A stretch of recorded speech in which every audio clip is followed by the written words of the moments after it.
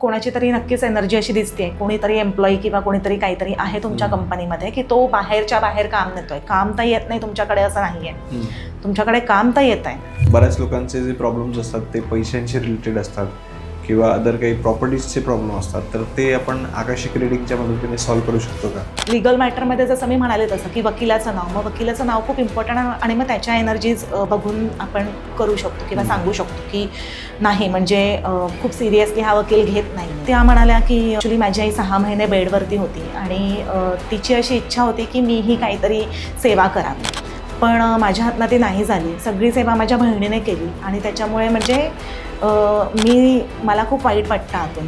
मला खूप असं म्हणजे सॉरी म्हणायचं तिला, पण मी म्हणू नाही शकत. पहिली गोष्ट म्हणजे ह्याच्यामध्ये असा कोणताही काही प्रकार नाही आहे, निगेटिव्हिटीचा भाग नाही आहे किंवा एखादा आत्म्याला आपण तिकडनं बोलवतोय आणि तो तुमच्या आजूबाजूलाच फिरत राहणार आहे वगैरे, असं अजिबात नाही आहे. म्हणजे बऱ्याच लोकांचं असं म्हणणं की येतं की मला या जन्मात खूप त्रास होत आहे, हो, मग मी इतकं काय वाईट केलं मागच्या जन्मात, तर ते खरंच तसं काय असतं का आणि ते आपल्याला आकाशिकमधून समजतं का? तर काही लोकांना असं वाटतं की ही व्यक्ती माझी ट्विन फ्लेम आहे किंवा काहींना उलट वाटतं की यार समोरचा व्यक्ती विनाकारण मला त्रास देतोय.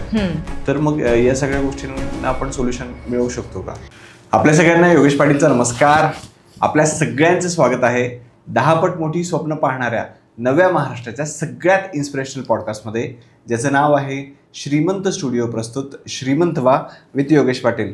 तर मंडळी, आजचा जो पॉडकास्ट असणार आहे तो खरंच खूप जास्त इंटरेस्टिंग असणार आहे, कारण आजचा जो पॉडकास्ट आहे तो आपण आकाशिक रीडिंग या टॉपिकवरती घेणार आहोत.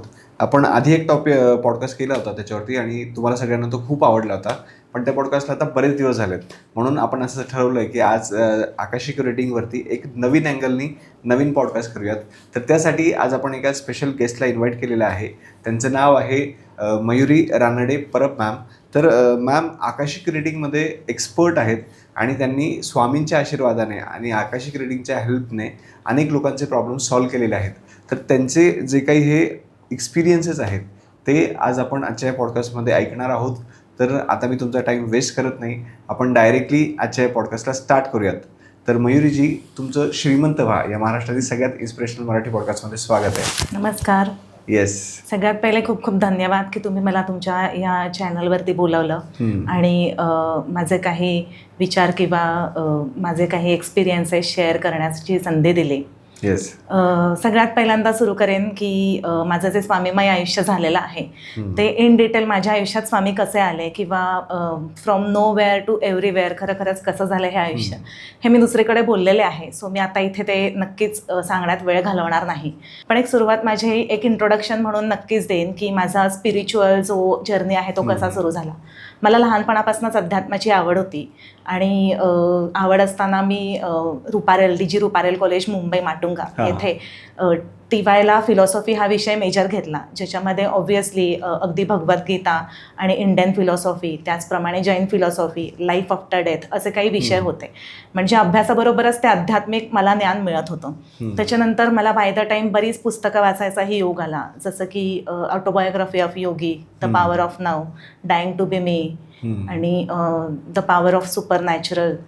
त्याचप्रमाणे आपल्या आध्यात्मिक जे रामकृष्ण परमहंस आहेत, माझ्या वडिलांचे गुरु होते, तर त्यांचे आणि स्वामी विवेकानंदांची पुस्तकं, अशी बरीच पुस्तकं वाचनात आली आणि त्याचबरोबर हिलिंग मोडॅलिटीज पण बऱ्याच शिकण्याचा योग आला. आजचा पॉडकास्ट स्टार्ट करण्याआधी जे लोक नवीन आहेत की ज्यांना आकाशिक रेकॉर्ड हे काय असतं हे माहीतच नाही, तर अशा सगळ्या लोकांसाठी एकदा नीट एक्सप्लेन करून सांगा ना की आकाशिक रेकॉर्ड्स म्हणजे नेमकं काय असतं. हो, नक्कीच सांगेन. बघा, आकाशिक रेकॉर्ड्स रिडिंग हे आत्ता फॉरेनहून आलेलं नाव आहे, आकाशिक रेकॉर्ड्स रिडिंग. आणि ह्याची तुम्ही ओरिजिनिटी आपली जर का बघितलं तर हे ओरिजिनली आपल्या भारतातलीच विद्या आहे. पण असं म्हणतो ना की आजकाल एकदम काहीतरी नवीन येतं आणि ग्लॅमरस आणि फॅन्सी नाव येतं आणि मग त्याच्याबद्दल आपल्याला अशी एकदम उत्सुकता असते. सो ते तसं थोडंसं आहे, पण ह्याचं जसं मी सांगितलं की ओरिजिन आपल्या भारतातनंच आहे. आपल्या आकाशा सगळ्यात पहिली गोष्ट म्हणजे ही जी आपली पंचमहाभूतं आहेत, पृथ्वी, तेज, आप, वायू आणि आकाश, तर ते आकाश हे एक तत्व आहे. ते अतिशय खूप प्युअर तत्व आहे, जिथे मेडिटेशन किंवा अगदी अतिशय प्रचंड प्रमाणामध्ये शांती आहे. सो त्या 6व्या डिमेन्शनला जाऊन आपण उत्तरं घेतो आकाशामध्ये, त्या रिमला आपण कनेक्ट करतो आकाशाच्या. सो ह्याचं उत्पत्ती किंवा मी सांगेन की आपले जे सप्तर्षी होऊन गेले, मग अत्री, अगस्ती, भृग, जमदग्नी, कश्यप, भारद्वाज हे जे ऋषी होऊन गेले, त्यांनी प्रचंड साधना केली अनेक वर्षांपूर्वी. आणि त्या साधने थ्रू त्यांना हे कळलं की प्रचंड काहीतरी म्हणजे आपल्या ज्या माणसाची आपण म्हणू शकतो एखादी सोलची डायरीच म्हणू शकतो आपण, ते आकाशिक रेकॉर्ड्स. सो ते त्यांना प्रचंड काहीतरी कळलं. मग ते स्वतःसाठी बघायला लागले आणि त्यांनी त्याची उत्तरं बघितली. ती उत्तरं बघितल्यानंतर त्याचा संदर्भ आता आज असा लागतो की ताडपत्रींवरती अगस्ती ऋषींनी जे लिहून ठेवलेलं, येस, तामिळमध्ये लिहून ठेवलेली आहेत. ते अंगठ्याच्या शिक्क्यावरून, हो, शिक्क्यावरून काढलेले आहेत. ते साऊथ इंडियामध्ये आहेत. आणि भृग ऋषींनी जे लिहिलेली आहेत ती संस्कृतमध्ये लिहिलेली आहेत नॉर्थ इंडियामध्ये. आणि एक साधारण 1800 ते 1900 इंग्लिशमॅन होऊन गेला, एडवर्ड केसेस नावाचा. सो त्यालाही अचानक म्हणजे म्हणतात ना की स्फूर्ती लागली की असं काहीतरी प्रचंड त्या रिमला कनेक्ट करून अशी उत्तरं मी घेऊ शकतो. मग त्याने ते स्वतःसाठी सुरू केलं आणि मग प्रॅक्टिस करून करून लोकांसाठी पण हे बघायचे सुरुवात केली. सो त्या पद्धतीने ह्याचा उगम आकाशिक रेकॉर्ड्स रीडिंग असा झाला. ओके. पण मला एक सांगा की आता एवढे सगळ्या हिलिंग मॉडेलिटीज तुम्ही शिकलेल्या आहात, मग तुम्ही आकाशिक रेकॉर्ड्सच का निवडलं काम करण्यासाठी? खूप चांगला प्रश्न विचारलात तुम्ही. ॲक्च्युली हा जो प्रवास आहे तो खरंच खूप म्हणजे अगदी अक्षरशः म्हणतात ना की माझ्या अंगावरती नक्कीच हे काटे येत आहेत. कारण की मी जेव्हा आकाशिक रेकॉर्ड्स रीडिंग करत होते तेव्हा मी ऑब्व्हियसली फक्त ह्याचा थोडासा म्हणजे एनर्जीच्या संदर्भित आहे ही विद्या. त्याच्यामुळे मी फक्त फ्रेंड्स, फॅमिली, रिलेटिव्स म्हणजे जी लोकं मला माहिती आहेत अशांचंच मी करत होते किंवा जे काही रेफरन्स न्यायचे त्यांचं करत होते. परंतु अक्कलकोट जे श्री स्वामी समर्थांचं मेन स्थान आहे, वटवृक्षाच्या इथून मला चांदीच्या पादुका प्रसादरूपी तिकडच्या मेन गुरुजींकडनं देण्यात आल्या. त्याच्यानंतर मला स्वामींनी काही संकेत दिले की असं तू हे पुढे करायचं आहेस. मी तुझ्याकडे आलेलो आहे ते फक्त तुझ्यापुरतीच मर्यादित ठेवण्यासाठी नाही, तर लोकांच्या सेवेसाठी किंवा लोकांचे प्रश्न सोडवण्यासाठी आलेलो आहे असं मला त्यांनी सांगितलं, काही संकेत दिले. मग अगेन हे झाल्यानंतर आपण तर म्हणजे खूपच सामान्य, मी माझ्या नवऱ्याच्या मिस्टरांच्या साईडला माझा म्हणजे टेक्निकल पूर्ण साईड आहे आणि बिझनेस आहे. सो मी त्यांना मदत करत होते आणि मला असं झालं आता मी काय करायचं आहे, म्हणजे नक्की मला काय करायचं आहे. सो पुढेही संकेत त्यांनी दिले आणि काही आकाशिक माझ्या स्वतःचं मी जेव्हा आकाशिक केलं तेव्हा मला ती उत्तर मिळाली की तुला असं हे करायचं आहे. सो आणि नक्कीच त्यांच्या कृपेने इथपर्यंत मी आलेले आहे. ओके. आणि जसं तुम्ही सांगितलं की स्वामींची बऱ्याच वेळा तुम्हाला हेल्प होत असते या सगळ्या गोष्टींमध्ये, तर त्याचा एक्सपिरियन्स आम्हाला ऐकायला आवडेल की ती सुरुवात कशी झाली नेमकी? नक्कीच आकाशिक करताना मला डेफिनेटली म्हणजे मला म्हणण्यापेक्षा आपण त्याच्या पुढे बोलूया, जे मास्टर्स असतात ते प्रत्येकाचे वेगवेगळे असतात. नॉट नेसेसरी की श्री स्वामी समर्थच मास्टर्स असतील. माझे मास्टर्स नक्कीच श्री स्वामी समर्थ आहेत.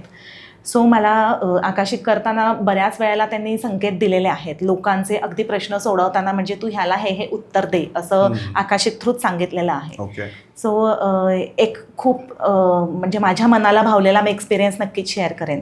एक साधारण 40-42च्या लेडी होत्या, त्यांचं आकाशिक सुरू होतं. मी ऑनलाईनच आकाशिक करते आणि ऑनलाईन आकाशिक सुरू होतं. तर त्या आणि बेसिकली अंध होत्या, त्यांना दिसत नव्हतं. आणि त्या आकाशिक करताना म्हणजे अगदी अतिशय आजूबाजूला मेस आणि खूप जास्त चॅलेंजेस त्यांच्या आयुष्यात होते. तर मग मी त्यांना म्हटलं की 2 मिनटं तुम्ही बाहेर या आणि बोला वगैरे. सो आकाशिकसाठी कनेक्ट वगैरे केल्यानंतर मग त्यांचे जे रेकॉर्ड्स बघितले ते थोडंसं त्यांना फायनान्शियली प्रॉब्लेम होता. फायनान्शियली ज्या रेमेडीज होत्या त्या सांगितल्या आणि मेन त्यांचा जो इश्यू होता तो रिलेशनशिपसाठी होता. त्यांना त्यांच्या नवऱ्याने प्रचंडरित्या फसवलेलं होतं आणि जवळजवळ डिवोर्स झाला त्यांचा. डिवोर्स झाल्यानंतर मग त्या बाईंचं असं म्हणणं होतं की का म्हणजे, आणि अतिशय प्युअर सोल मलाही जाणवत होतं की प्रचंड प्रमाणामध्ये अगदी भक्ती करणार किंवा स्वतःच्या म्हणतात ना की आपल्या फक्त मार्गावरती जाणाऱ्या अशा त्या होत्या.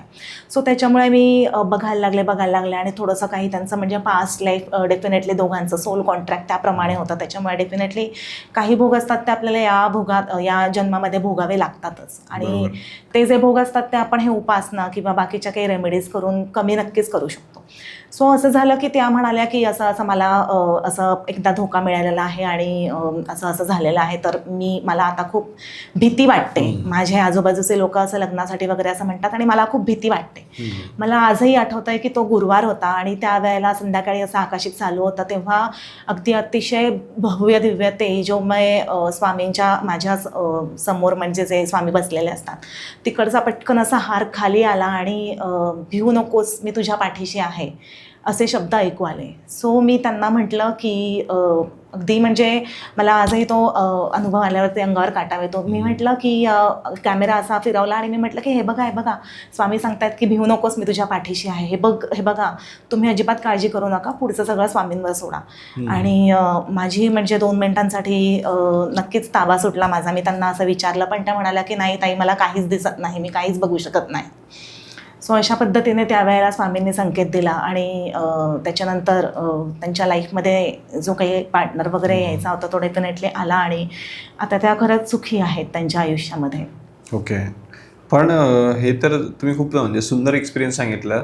पण कधी कधी काय होतं ना की समजा एखादी व्यक्ती नसते, आता त्या प्रॉब्लेम सांगायसाठी तुमच्या समोर होतात, बरोबर. पण कधी कधी काय होतं की एखाद्या व्यक्तीची समजा अचानक डेथ होते किंवा दुसरं काहीतरी एखादं संकट येतं आणि ती व्यक्ती असेल. हो. तर बऱ्याच वेळेस ना बोलायचं राहून जातं किंवा काही गोष्टी सांगायच्या असतात त्या राहून जातात. तर अशा काही ज्या गोष्टी आहेत त्या आपण आकर्षक रिडिंगच्या मदतीने काढून घेऊ शकतो का? हो, नक्कीच. कसं आहे ना, आपलं हे जे एकदा शरीर संपल्यानंतर डेफिनेटली जी पुढची जर्नी असते, तर त्या जर्नीमध्ये आपण आकाशिक नक्कीच त्या व्यक्तीचं करू शकतो. अर्थातच तिचं पहिलं आपल्याला नाव लागतं आकाशिकसाठी. आणि अशी अनेक अशा आहेत झाल्या केसेस. त्याच्यातल्या मी एक नक्कीच सांगेन की एक साधारण 50 ते 52 वर्षाच्या बाई आकाशिकसाठी आल्या होत्या. ऑनलाईन चालू होता आमचा. आणि त्यांनी मला सांगितलं की मला असं विचारायचं आहे की माझी आई गेली आणि माझी बहीण जी आहे तर तिने असं म्हणजे माझ्या आईने सम काइंड ऑफ असं प्रॉपर्टीज जे काही वाटे आहेत ते असं करायला सांगितलेले आहेत, असं सांगितलं आहे माझ्या बहिणीने आणि ते लिहून पण ठेवलेलं आहे समहाऊ काही ठिकाणी. तर मला हे मान्य नाही आहे की असं आईने हे केलं आणि मला असं वाटतं की समहाऊ काहीतरी एक मॅनिप्युलेशन आहे माझ्या बहिणीचं, त्याच्यामुळे तिने असं लिहिलं असावं. तर जरा बघता की माझ्या आईची हीच इच्छा होती का म्हणून. तर मग मी म्हटलं ठीक आहे चालेल बघूया. मग चेक केलं तर मग मी सगळ्यात पहिल्यांदा रेकॉर्ड्स चेक केल्यानंतर म्हटलं की बघा तुमच्या आईचं नक्कीच एक असं आपण म्हणतो ना की वेगळ्या प्रकारचं प्रेम किंवा सॉफ्ट कॉर्नर. ऑब्व्हियसली आईला सगळी मुलं सारखीच असतात, पण एक त्यातल्या त्यात वेगळं प्रेम किंवा हे नक्कीच तुमच्या बहिणीवरती होतं किंवा दिसतंय. तर त्या म्हणाल्या की हो नक्कीच. माझ्या आईला खूप प्रचंड प्रमाणामध्ये तिच्याबद्दल सॉफ्ट कॉर्नर होता, कारण की ती कुठे काही नोकरी वगैरे केलेली नाही. पण ह्या ज्या बाई होत्या या गव्हर्नमेंट सर्वंट होत्या, बऱ्यापैकी सेटल होत्या. आणि तर त्या म्हणाल्या की पण त्याच्यामध्ये आता माझी काय चूक आहे की तिने आत्तापर्यंत काही नोकरी केली नाही किंवा काही हे नाही केलं, इन्कम सोर्स बघितला नाही, तर माझी काय चूक आहे आता. म्हणजे आपण म्हणजे त्या समहाऊ असं म्हणायला लागल्या की गव्हर्नमेंटचा आता हा रूल आहे की सगळ्यांना इक्वल शेअर मिळायला पाहिजे वगैरे असं तसं.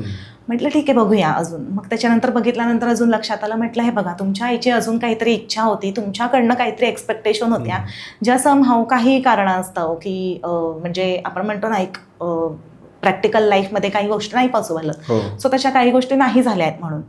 तर त्या म्हणाल्या की हो नक्कीच.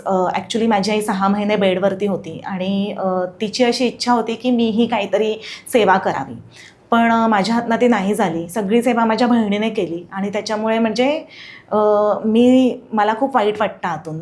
मला खूप असं म्हणजे सॉरी म्हणायचं तिला, पण मी म्हणू नाही शकले.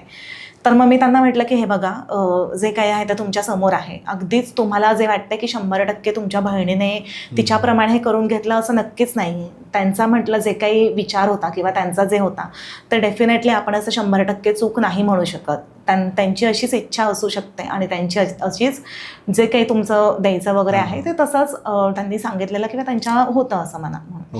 तर त्या म्हणाल्या की हो आज मला खूप रिलीफ वाटतंय, कारण की नाही ते विचार माझ्या म्हणजे आजकाल आपण बघतो की कलियुगामध्ये कसं आपण बघतो की नाती आणि भाऊ बहीण हे सगळे रिलेशन काही थोड्या प्रमाणामध्ये आपण बघितलं तर कलुषित होत आहेत काही कारणांमुळे.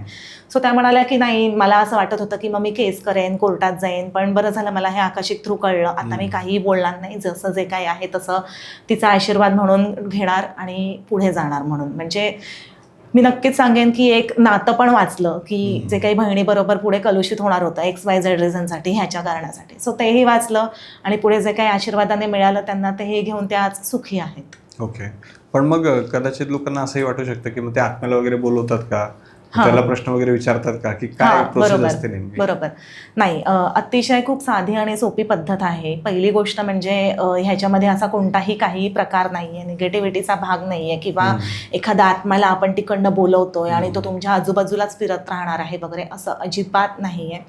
सगळ्यात पहिली गोष्ट म्हणजे या व्यक्तीबद्दल तुम्हाला विचारायचं, त्याचं फक्त तुम्हाला नाव सांगायचं आहे आणि त्या नावाप्रमाणे आपण एनर्जी चेक करतो आणि डेफिनेटली की तुम्हाला त्या प्रश्नाशी संदर्भात जे विचारायचं ते विचारायचं. आणि ती व्यक्ती, बऱ्याच व्यक्तींना असंही म्हणजे खूप आजारी असतात लोक, जेव्हा शरीरात असतात तेव्हा बरोबर शरीरात ऑब्व्हियसली एक खूप भोग असतात आपले. सो शारीरिक भोग, काही लोक अगदी ICU मध्ये असतात, त्रास सहन झालेला नसतो, तर बऱ्याच लोकांना असंही वाटतं की अरे ते पुढे गेलेत की नाही, ती व्यक्ती माझी पुढे गेली आहे की नाही. सो तेही बऱ्यापैकी प्रमाणामध्ये समजू शकतं की त्यांचा प्रवास पुढे की आहे की नाही. कारण आपण हे एकदा शरीर सोडल्यानंतर ह्या वेदना पण संपतात आणि त्याच्या पुढचा जो प्रवास आहे तो पुढेच जायला जातो डेफिनेटली. पण कधी कधी काय होतं की काही इच्छा राहिलेल्या असतात किंवा काही सांगायचं अडकलेला असतो डेफिनेटली. सो तो आपल्याला समजतो आणि मग त्याप्रमाणे आपण तसं सांगतो. पण ह्याच्यामध्ये मी नक्कीच हे क्लिअर करेन की असं काहीच नाही आहे की तसं काही आत्म्यांना आपण बोलवतं वगैरे. No, it is just a energy form जो आहे त्याच्याशी आपण संवाद साधण्याचा प्रयत्न करतो, संवाद साधतो आणि तशी आपण उत्तरं काढतो बस. आणि जेव्हा तुमचे रेकॉर्ड्स बंद होतात तेव्हा ते पूर्णपणे तिथेच थांबतं, कनेक्शन तुटतं आणि त्याच्यानंतर मग आपण एकदा आकाशिक केलं की मग 21 दिवसांनी दुसरं आकाशिक आपण करू शकतो. म्हणजे जे आपण म्हणतो ना युनिव्हर्सला वेळ लागतो काम करण्यासाठी, सो त्याच्यासाठी 21 दिवसांचा गॅप ठेवला पाहिजे दुसऱ्यांदा आकाशिक ओपन करण्यासाठी. म्हणजे असं नाही होऊ शकत की फॉर एक्झाम्पल तुम्ही आज बघितलं, उद्या तुम्हाला दुसरा प्रश्न आठवला किंवा अरे मला हे विचारायचं किंवा अरे त्यांचं विचारायचं आहे. सो तसं नाही होऊ शकत. म्हणून एकदाच तुम्ही जेव्हा आकाशिक ओपन कराल तेव्हा तुम्ही तुमचे प्रश्न काढून ठेवा. ओके. म्हणजे म्हणजे तुम्हाला काही गोष्टी विचारायच्या आधी त्यांनी स्वतःला क्लॅरिटी असली पाहिजे समोरच्याला की आपल्याला काय जाणून घ्यायचं आहे. ओके. आता हे जसं तुम्ही सांगताय ना, आणखी गोष्ट लोकांच्या मनात येते की आपला जे काही पास्ट लाईफमधले जे एक्सपिरियन्सेस असतात, म्हणजे बऱ्याच लोकांचं असं म्हणणं की येतं की मला या जन्मात खूप त्रास होतोय, मग मी इतकं काय वाईट केलंय मागच्या जन्मात, तर ते खरंच तसं काय असतं का आणि ते आपल्याला आकाशिकमधून समजतं का? हो, नक्कीच समजतं. बघा कसं असतं ना, आपल्या मनुष्य जन्म जे आहेत ते बरेच झालेले आहेत. 84 लक्ष योनी फिरल्यानंतर हा मनुष्य जन्म आपल्याला मिळतो. पण हा मनुष्य जन्म मिळाल्यानंतर पण आपले खूप जन्म झालेले आहेत.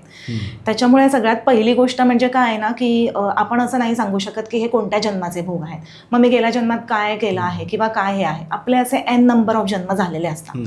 पण आत्ता तुम्ही जो तुमचा प्रॉब्लेम फेस करत आहात XYZ, फॉर एक्झाम्पल तुम्ही आत्ता माझ्यासमोर जर का आकाशित केलं की मला आज हा प्रॉब्लेम आहे, तर ह्या प्रॉब्लेमशी संदर्भात तुम्ही कोणत्या तरी एखाद्या जन्मामध्ये काहीतरी केलेलं आहे किंवा काहीतरी केलेलं असेल, त्याचे रेकॉर्ड्स तुम्हाला त्या, for example it is like a book, एखादं पुस्तक आहे. सो ते पुस्तक पान आज तुम्हाला ते दाखवतं की ओके हे जे आहे तुझं कर्म, त्यावेळेला तू असं असं चुकलास किंवा बऱ्याच वेळेला, आणि नॉट नेसेसरी की कर्माशीच रिलेटेड असतील, आपल्या ज्या प्रॅक्टिकल गोष्टी आहेत त्याच्याशी खूप संदर्भ असतो.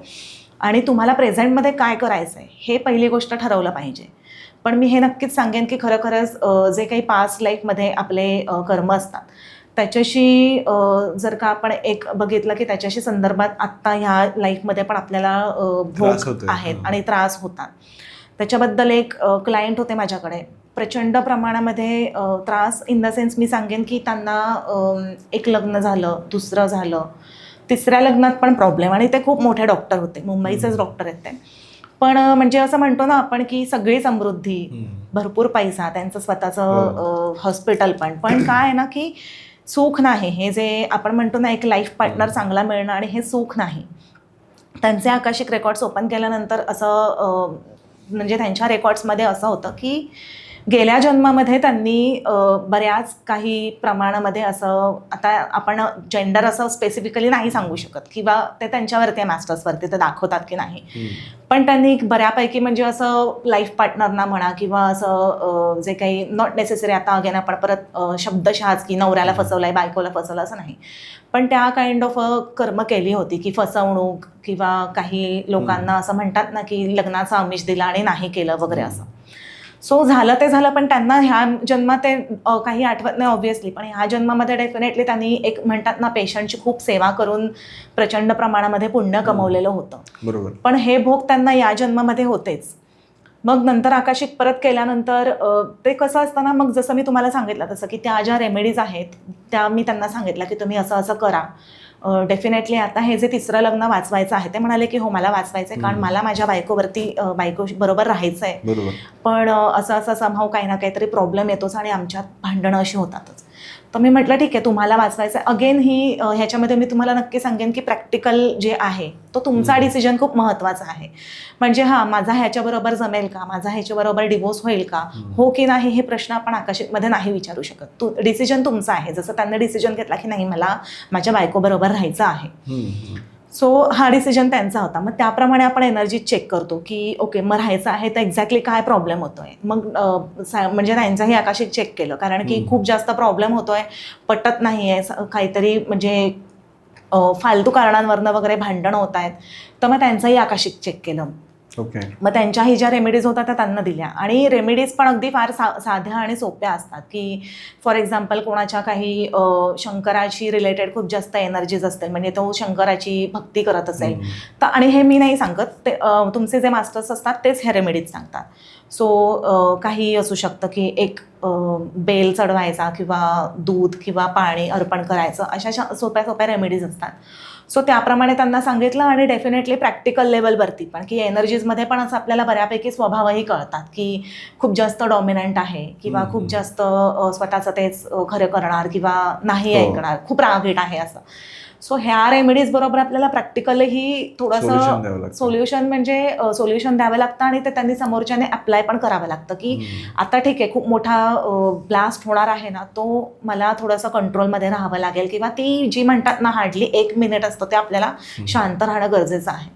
सो त्या पद्धतीने असं त्यांना रेमेडीज सांगितल्यावर ते डेफिनेटली बरीच शांतता आली घरात. दोघांमधलं कम्युनिकेशन वगैरे जे अगदीच काही पटायचंच नाही ते हळूहळू दोघे नीट राहायला लागले.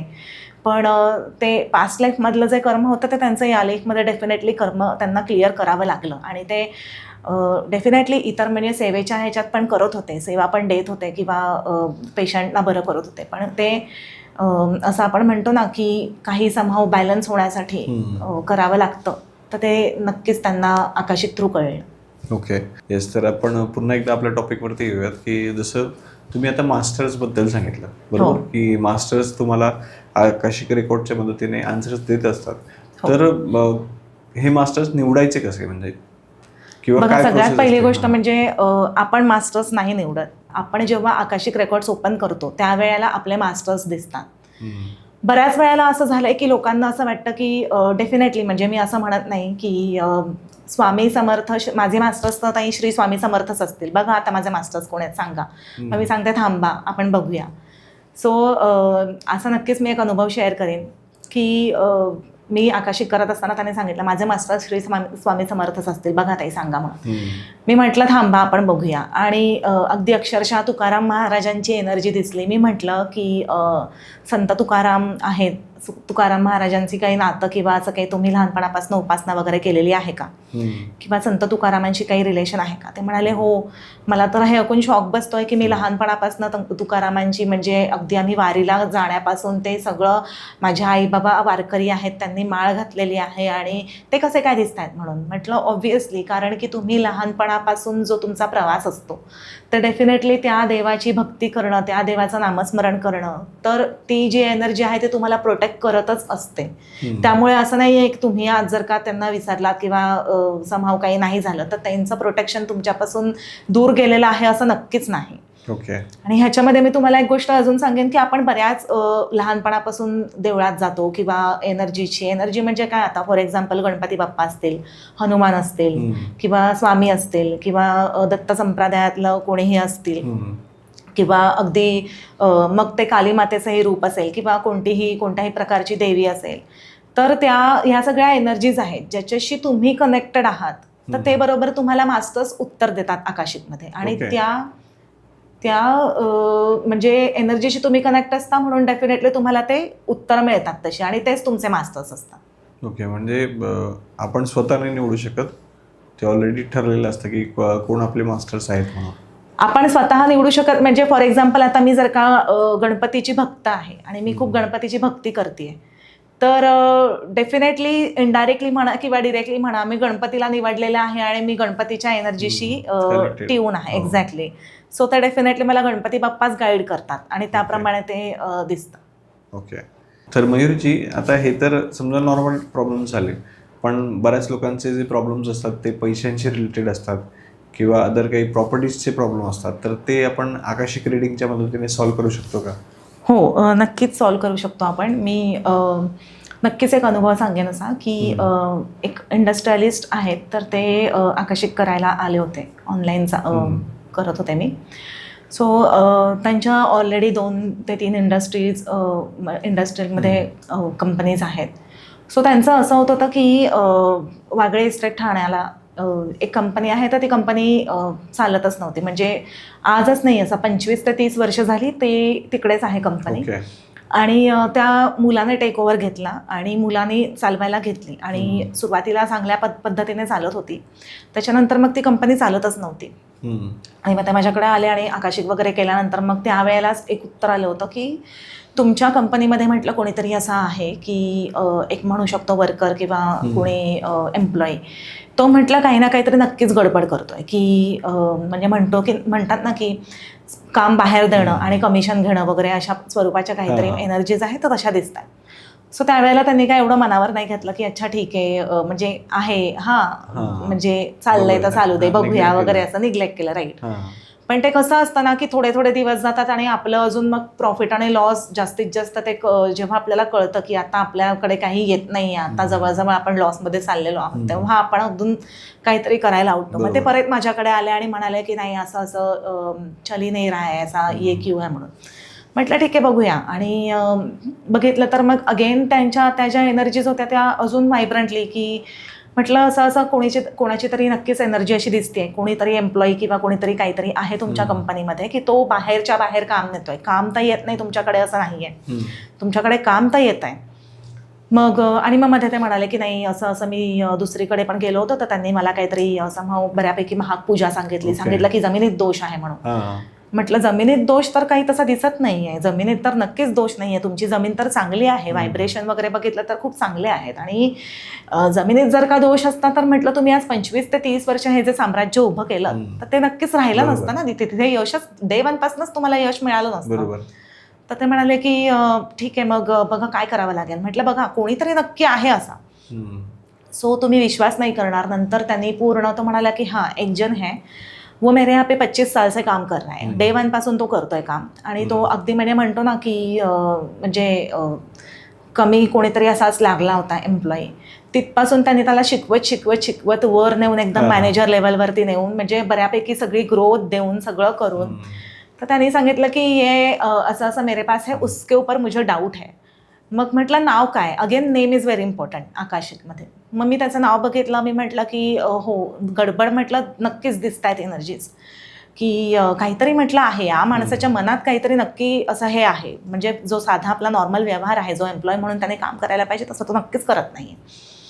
तर तुम्ही विश्वास नाही करणार, त्यांनी नंतर तो डेटा काढला तर आजूबाजूच्या जवळपास 5 कंपनींमध्ये त्यांनी असं दुसऱ्या मॅनेजर लेवलवरती असं टायअप केलं होतं की इकडचा जो येणारा सगळा बिझनेस होता मोठ्या कंपनींचा, तो डिरेक्टली तिकडे कमी पैशामध्ये, म्हणजे कमी काय आपण त्याला म्हणू, कोटेशनमध्ये करायचा आणि त्या कोटेशनमध्ये कमिशन हा स्वतः घ्यायचा.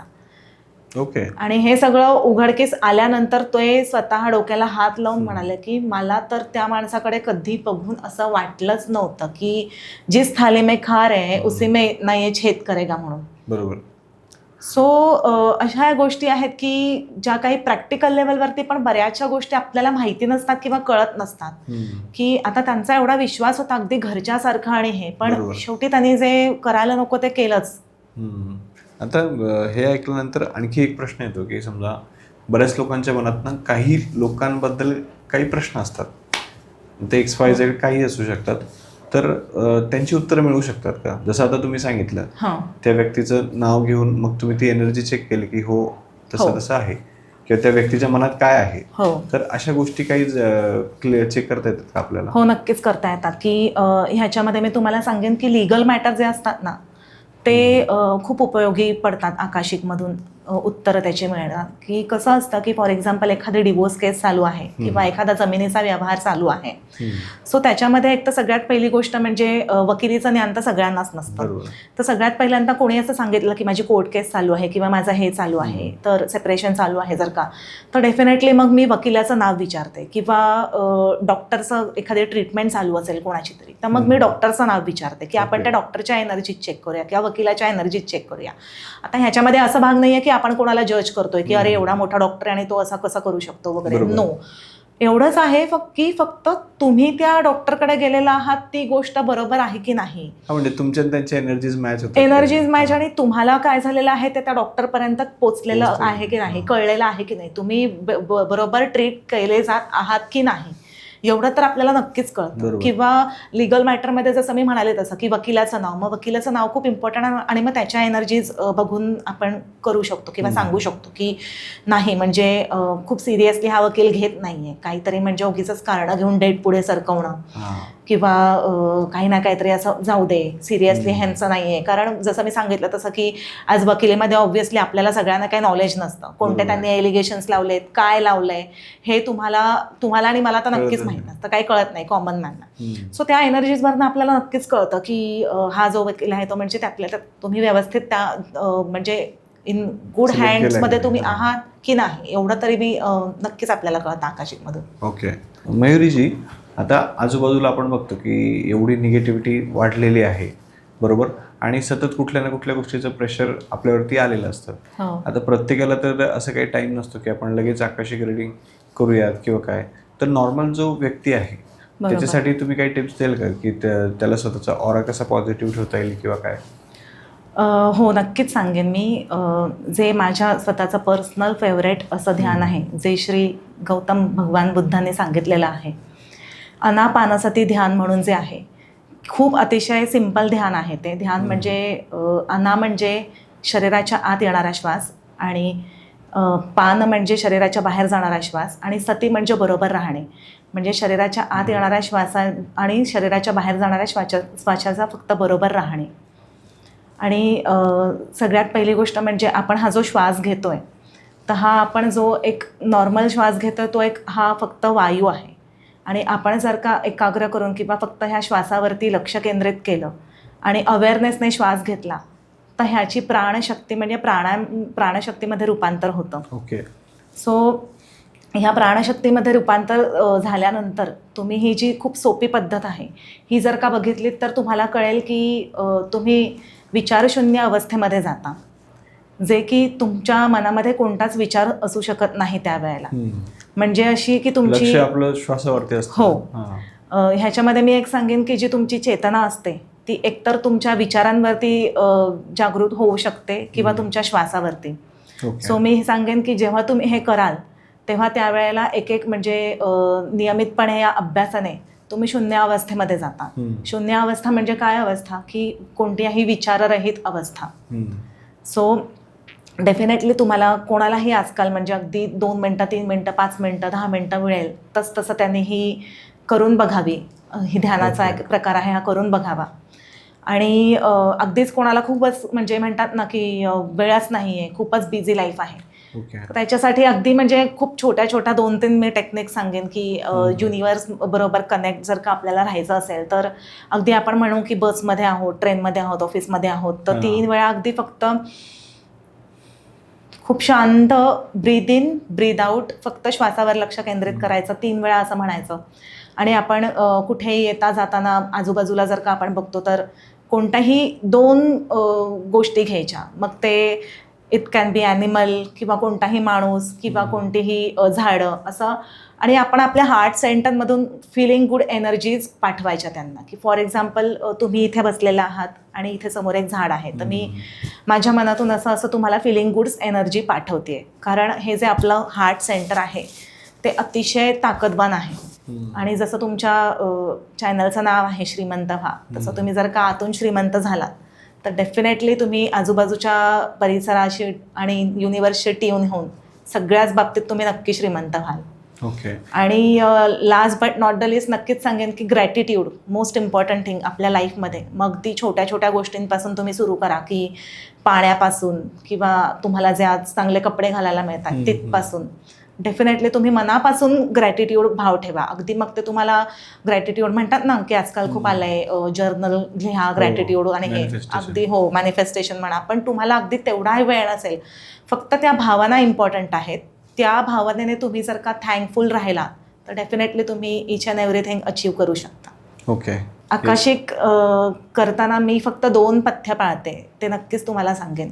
एकतर स्वामींच्या आशीर्वादाने जी काही मला ही लोकसेवा करण्यासाठी संधी मिळाली आहे, सो त्याच्यासाठी मी एक सांगेन की मी फक्त दिवसाला 2 आकाशिक करते. ओके. आणि मी अतिशय रिझनेबल रेटमध्ये आकाशिक करते, कारण की ती करण्यासाठी काही साधना करावी लागते आणि माझ्या ह्या दिनचर्या वगैरे सांभाळून ज्या साधना वगैरे करून कराव्या लागतात आणि हा कसा एनर्जीचा सगळा म्हणतात तसा खेळ आहे. सो त्यामुळे मी फक्त 2च करते.